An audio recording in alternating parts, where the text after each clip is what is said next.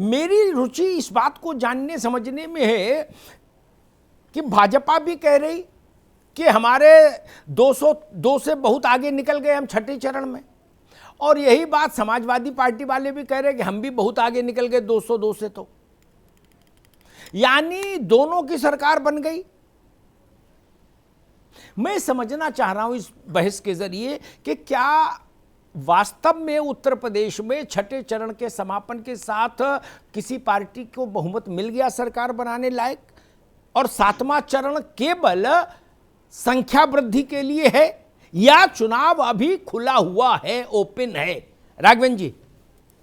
अमिताभ जी, हम लोग पूरी तरीके से दृढ़ संकल्पित है कि हम लोग 300 के पार तक जाएंगे, और हम लोग 200 से पार ऊपर, लगभग 250 से ऊपर हम लोग पहुंच चुके हैं। हम लोगों ने काम किया है।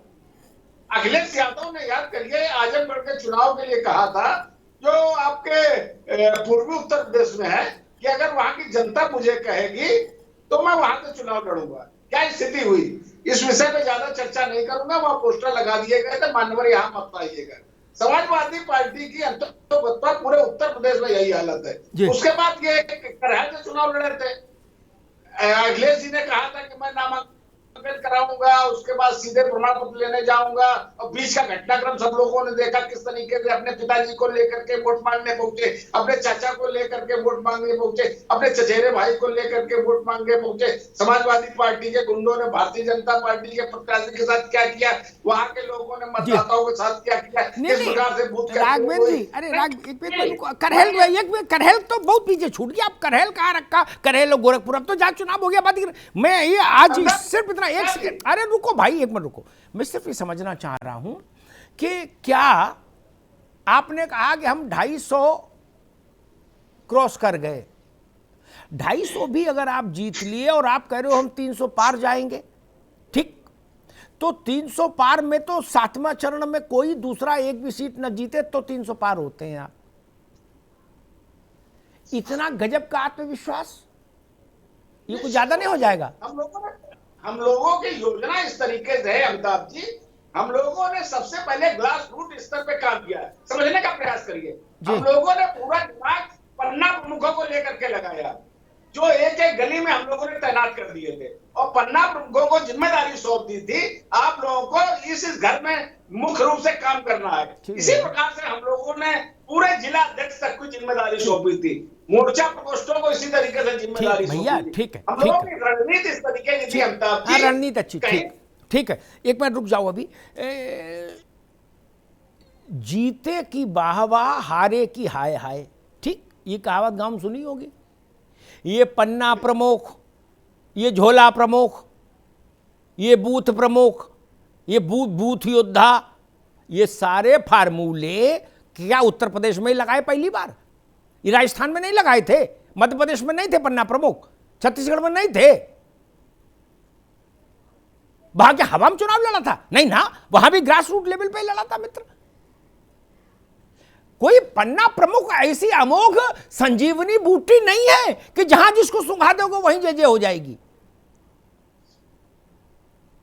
अगर बाकी जहां आप पराजय जीत नहीं पाते हैं, वहां भी पन्ना प्रमुख रहते हैं ना, अपना अपना पन्ना लेके।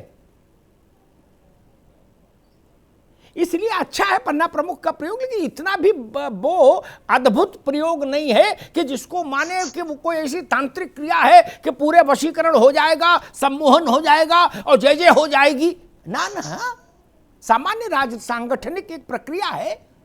जनता वोट देगी तभी ना पन्ना प्रमुख कुछ करेगा, कि पन्ना प्रमुख वोट डालने से उस कुछ होगा।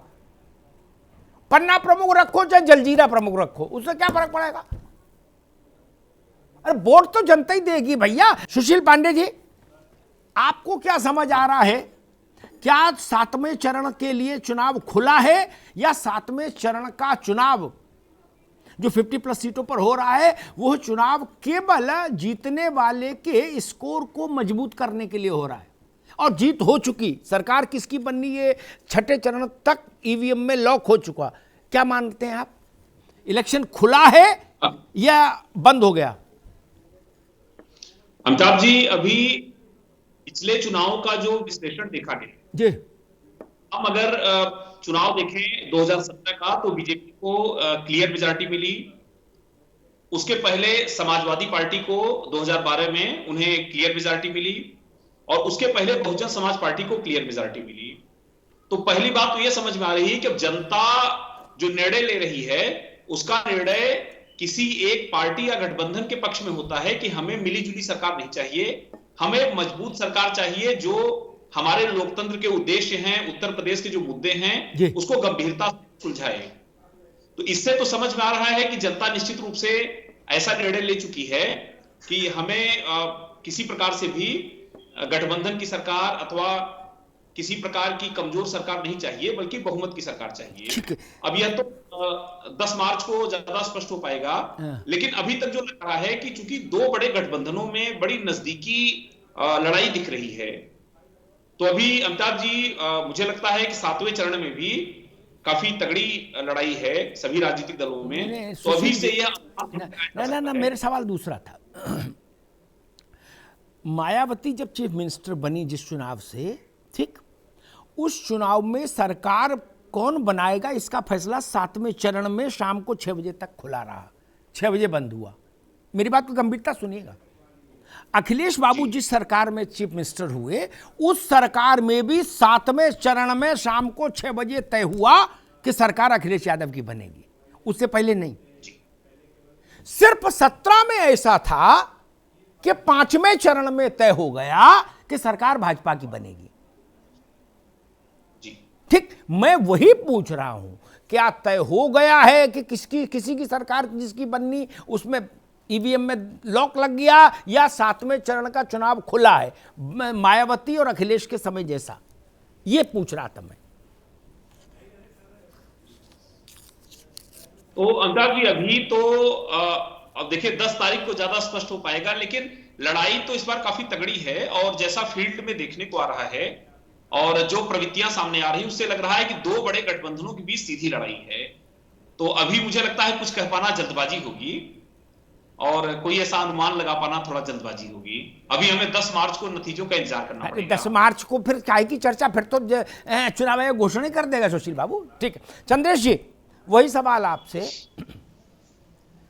क्या उत्तर प्रदेश की जनता ने अपना जनादेश यानी सरकार कौन बनाए उसके लिए 202 चाहिए सिर्फ, ठीक, बाकी सुविधा के जनक बहुमत के लिए तो फिर स्काई इज द लिमिट, 403 तक कहीं तक जीतिए। क्या वो प्रक्रिया पूरी हो गई, या 7वें चरण में ही तय होगा कि 202 किसके पास, 202 प्लस कौन शपथ लेगा, या पहले से हो गई है पूरी, अब केवल टॉपिंग करनी है, यानी केक बन गया उसके ऊपर सजावट करनी है, आइसिंग करनी है? चंद्रेश जी, सबसे पहले तो मैं आपको धन्यवाद दूंगा, आपने अपने मंच पर हमें बोलने का अवसर दिया जी। भारतीय जनता पार्टी की बुनियाद झूठ, सांप्रदायिकता और अफवाहों से भरा पड़ा है। और नहीं, अभी तो भाजपा पे पूछने, अभी तो हमने उत्तर प्रदेश की जनता पे सवाल पूछा, कांग्रेस पार्टी को क्या समझ आ रहा है? अभी तो भाजपा के मसले में कि भाजपा सांप्रदायिक है कि नहीं सांप्रदायिक है, अभी ये मसला कहां आया?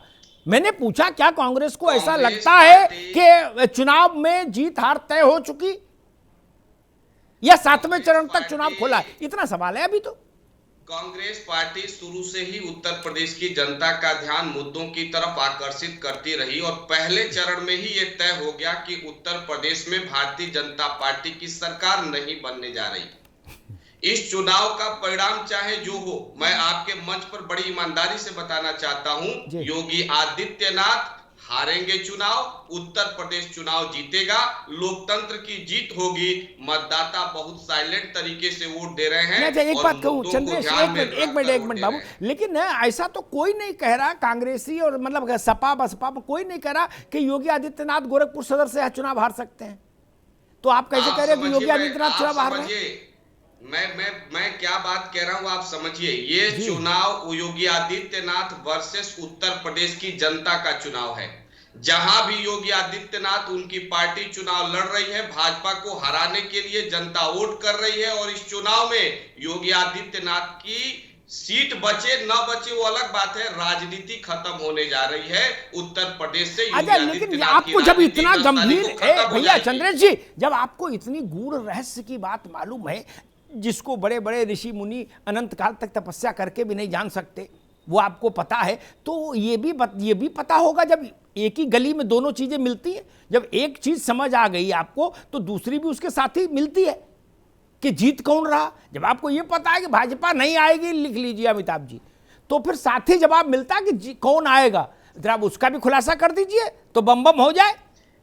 उत्तर प्रदेश की जनता चुनाव जीतेगी, उत्तर प्रदेश ये भाषण हो गया बाबू, ये भाषण हो गया उत्तर प्रदेश में सांप्रदायिकता को हवा देने वाले योगी आदित्यनाथ भाषण हारेंगे, उनकी नीतियां चुनाव हारेंगी, उनके एजेंडे चुनाव कौन हारेगा ये आपको पार्टी और व्यक्ति पता है, बना दिया है। ठीक, रुकिए, कौन उत्तर प्रदेश इसको बर्दाश्त नहीं कर सकता। अरे रुक जाओ भाई, कौन हारेगा, कौन उसकी पार्टी, उसका चुनाव क्षेत्र, उसका सब कुछ, पूरी जन्मपत्री आपको पता लग गई उत्तर प्रदेश में, लेकिन कौन जीतेगा ये पता नहीं लग रहा, तो कह रहे कि जनता जीतेगी। अरे जनता तो हमेशा जीतती है,